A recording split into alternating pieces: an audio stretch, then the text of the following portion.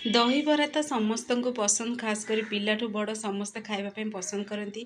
तो आपण मैंने घरे पूरा इजिली केमती दहीबरा बनिक खाई पारे से रेसिपीटी आज मुझे सेयार करछि। पुणी बनब ये बिना बिरी बिना सुजी प्रस्तुत हम दहीबरा। तो केमती कौन प्रस्तुत कली आपण मानक सेयार करी। तो फुल वीडियो को वाच करंतु, जानीपारे पूरा ट्रिक सहित देखु देखु देखु ही खावा इच्छा हो, केते प्लेट टी सरीज आपण मैंने जानी पारे। तो चलतु लेट न रेसिपी प्रस्तुत करवा। नमस्कार, जय जगन्नाथ पे झिली कुकिंग को आपण मानक अनेक अनेक स्वागत। प्रथमे गोटे आमे बाउल नवा। तो जी आपण मैंने दहीबरा बनवाक चाहूँगी सी अनुसार ये दही ने। तो ये देखो मु गोटे गिना नहीं दही, घर बसा दही ही नहीं।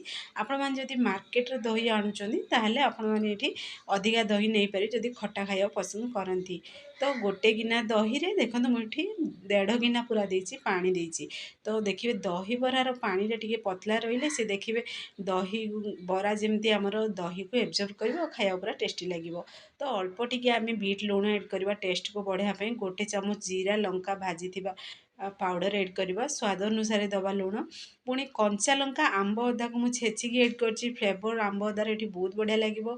छोट छोट पीसेस रे कटिंग कर धनिया पत्र एड कर नॉर्मल लुण अल्प टिके एड कर। तो ये आम टे भलसे आपको मिक्स करदे। तो देखो ये परफेक्टली आमर रेडी हो सारा दही पानी बा चला पानी ताको आम साइड रखीदे। जेहेतु आज आम बिना बिरी बिना सुजी प्रस्तुत कर। तो गोटे गिना ये देखूँ मुझे बेसन, पुणी अल्प टिके आम स्वाद अनुसार दबा लुण आउ टिके फ्लेवर को बढ़ापी से आम जीरा लंका गुंड एड करवा। पुणी अल्प अल्प पानी एड करी जमी आपण मैंने पकुड़ी पेस्ट बनाऊँ से प्रोसेस आम ये पेस्ट बनवा। तो ये भल से टी आम मिक्स करदे जमी गोला न रही टे ध्यान देवे। तो ये देखो तो भल से मिक्स करी पेस्ट आमर बनी सारा पर आम से एड करदे हाफ चामच से मुझे बेकिंग सोडा एड कर चाहिए ये खाଇବା सोडा एड करें। तो पुणी थे भल से आपको मिक्स करदे। बेकिंग सोडा एड करने द्वारा कौन हम ना आम फुला फुला पूरा पकुड़ी गुड़ाक बन और खाया पूरा टेस्टी लगे। तो देखो ये परफेक्टली मिक्स आमर हो सारा। तो आपको आम ए साइड रखीदे 5 ରୁ 10 मिनिट रेस्ट पाई। गोटे देखो ये बाउल रे अल्प टी पानी नहीं आम दबा स्वाद अनुसार लुण। जेहेतु आम ये पकुड़ी को छाणिक एड करवा। तो देखिए पानी लुण रे जदि एड करेंगे सी देखिए माने पांचिया स्वाद आसोनी पकुड़ी खाया पूरा टेस्टी लगे। तो गोटे कड़े आम अल्प टिके आम तेल नवा, अधिका तेल नवानी केवल अल्प टिके ही तेल नेले चलो। तो देखो तेल पूरा गरम हो सारा पर तो ये आम से एड करदे पकुड़ी को। तो आपण मैंने जिते बड़ साइज चाहिए से अनुसार ये साइज दे पारे माने एड करें पकुड़ी स्टाइल रे। तो जेहेतु आम बरा बनाऊँ टी बड़ बड़ साइज रे बनी। तो यहाँ पूरा पूरी ऑप्शनल अच्छी आपण जमी पसंद आपण मैंने पकईकरी पकुड़ी बन पारे। तो यही समय आम गैस आंच पूरा मीडियम फ्लेम रखी बनवा। तो देखो मुझे अल्प टिके ही पकुड़ी से एड कर। तो देखो केते बढ़िया पूरा फुला फुला बनिक रेडी हो सारा। तो मो द्वारा पूरा सेप्टा पूरा गोलाकार आसला किंतु आपण मैंने निश्चय घरे गोल गोल बनातु। तो देखो पकुड़ी आमर बनिक रेडी हो सारा। तो आपण मानू प्रथम पानी रे एड करके देखई दूची। आपण मैंने चाहिए ये पानी रे एड करें संगे संगे, किंतु देखिए बेले बेले एमती हुए पकुड़ी जदि संगे संगे गरम गरम पकुड़ी जदि पानी रे एड करदेवे ना टिके गुटाली अंश रही जाए। से मु कौन कली ना प्रथम स्टेपटा पकईदेली पानी रे, पुणी थे देखूँ आउ बाकी पकुड़ी को बनईकरी गोटे प्लेट रे मुझे रखीदी। तो एबे आपको टिके आम ठंडा हाँक दबा से भितर आउ बाकी पकुड़ी बनिक आम रेडी करदे। तो आउ गोटे स्टेप भी आपण मानू बन देखई दूची। तो देखो मुझे पियाज एड करने को भूली जाइली। तो पियाज अल्प टिके छोट छोट पीसेस रे कटिंग करी पुणी थे एड कली। तो आपण मैंने कंचा लंका पियाज जहाँ भी पसंद एड करेंगे, अल्प टिके धनिया पत्र भी चाहिए एड करके पकुड़ी बन पारे। तो देखो पुणी थे मुझे पुणी पकु स्टाइल ही से एड करदेली पकुड़ी ही बनईदेली। तो पुणी थे गोटे साइड आम फ्राए हवा भल से मिक्स करी पकुड़ी को आम ए छाणिकी बाहर करदे पुणी थे प्लेट को।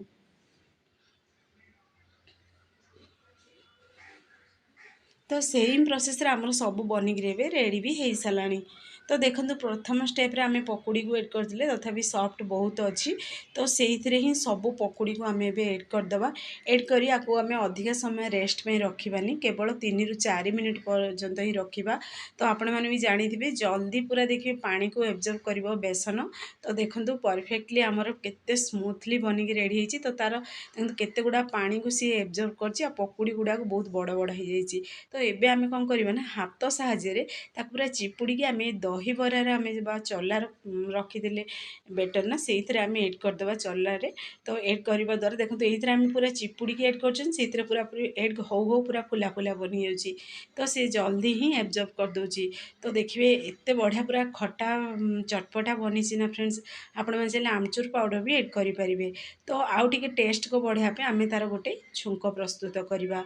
तो देखो प्रथम गोटे पेन नवा से अल्प टे आम रिफाइन तेल एड करवा 3 ରୁ 4ଟି से सुखिला लंका एड करवा पुणी से जीरा सोरिष एड करवा आपण मैंने चाहिए मेथी पानमरी भी एड करेंगे पुणी से अल्प टे भुर्संग पत्र एड करवा टी हल्का भाजी हो दबा। तो देखो केते बढ़िया पूरा भाजी भी हो सारा।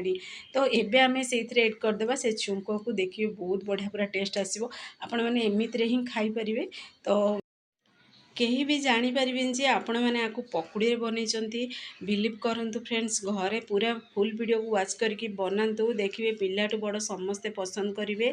तो घरे आपण मैंने फटाफट बिना बिरी बतरेया को पड़ो कौन भी झंझट नहीं केवल बेसन को फेंटिले से बनइले तो कहीं भी जानीपारे जहाँ को भी आपण मैंने बनईकी देवे ना से मैंने कहे दही बरा ही बनी ये देखो आमर पकुड़ी बरा को आपण मैंने कहींपारे बनिकी पूरा रेडी हो सारा।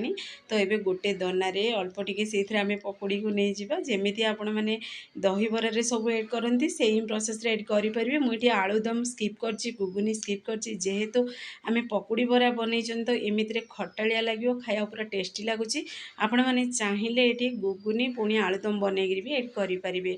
तो अल्प टिके पियाज अल्प टिके मुझे कला लुण एड कर जीरा लंका पाउडर अल्प टिके एड कर पुणी देखु सेव एड कर। तो सेव देखिए जेकोसी भी जिनसर माने टेस्ट को सी बढ़े देता है जेकोसी रेसिपी जब सेव एड कर खाइबे ये चटपटा रेसिपी हो तो बहुत टेस्टी भी लगे। तो मु अल्प टे सेव को एड करची। तो फाइनाली देखो आमर दहीबरा रेसिपी बनिक पूरा रेडी हो सारा। जदि आउ आपण मैंने ये चला पानी खाया पसंद करती दही पानी आपण मैंने एड करेंगे। तो देखो फाइनाली आमर प्रस्तुत हो सारी केते सॉफ्ट बनी माने पार्टी रे एड करू करू मिले जीवो एते ये स्वादिष्ट बनी। तो आपण मानक मु खंड करी देखई दूची देखंतु केते पूरा नुआ शैली रे बनिकी रेडी होची। तो देखु देखु ही कहिबे जे माने दहीबरा पार्टी रे टेस्ट भी माने एड करू करू से दहीबरा ही टेस्ट आसीबो। तो आपण माने घर निश्चय ट्राई करंतु वीडियो पसंद आसिले लाइक शेयर सब्सक्राइब करबा को जमार भूलंतुनी।